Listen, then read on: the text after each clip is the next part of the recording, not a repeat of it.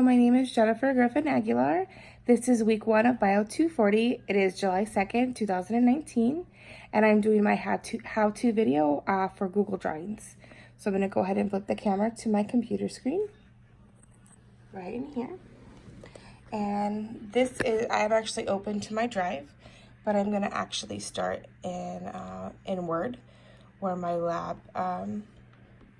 assignment is. So I'm going to start by copying this picture right here, and I'm going to go back to my Google Drive.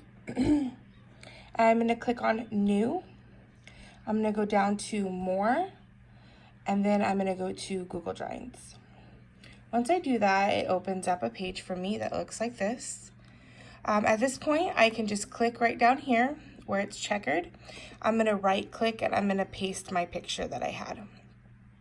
So there's the picture that I had copied, and I'm going to resize it. So I'm going to double click on the image, and I'm going to just pull the edges in to make it a little smaller to begin with, and then I'm going to play with it a little bit to create it into a kind of a little bit bigger so I could kind of locate what I need accurately. So once I am at this stage of it, and I'm at the size I like, I can double click and it becomes this blue box here. And at this point, I can make this larger, just like that. And then it's easier for me to work with. I like to put it in the corner. Okay, so after that, in regards to labeling, you're gonna click on this box here, this that has the T. Click it. You can go on the image and you'll see a little cross, and you can make a box just like that, and you're able to resize it after, so no need to size it right now.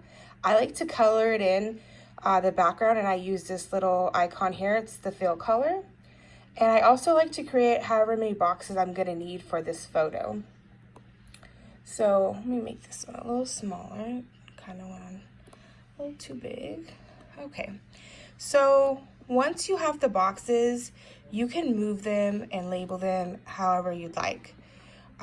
So the two things that wanted me to label in this box was the islets and the Achener cells. So let's see. Okay, I turned my box around. So look, easy fix. You can always go back to this arrow here, and you could spin this around. I don't know how I did that, but I did it. So we fixed that. So islet here, and then up here, this one can be the Achener. Just like that. And you can make this a little wider to make the whole word fit.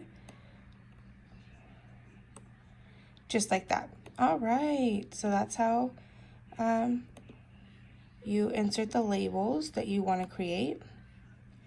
And then after you do that, you're going to want to create arrows. So you want to go right here, change this to arrow here. And then look, you can get these little purple dots, and you just grab it, click it, and drag the arrow to where you want to point, wherever it's at. If you mess up, you can always delete the arrow. You can also make the arrow thicker. So you're doing this. So the arrow is pretty thin, and you can go right here and you can make it thicker so you could see it better as to what you're pointing to. So that's basically how to label an image. For me to finish this one up, I would just pull this arrow here to point out the islet here. I do like to make my arrows thicker, so I'm going to do here. And the Achener, I'm going to go ahead and do, you could do more than one arrow if you'd like. And the thing I also like is once you make a correction with the arrows, it kind of keeps your settings a little bit, so you don't have to keep changing it up here at the top. If you do each task together, like you do all the arrows together, you generate all the boxes at the same time. So that's my video. I hope you enjoyed it. Have a great night.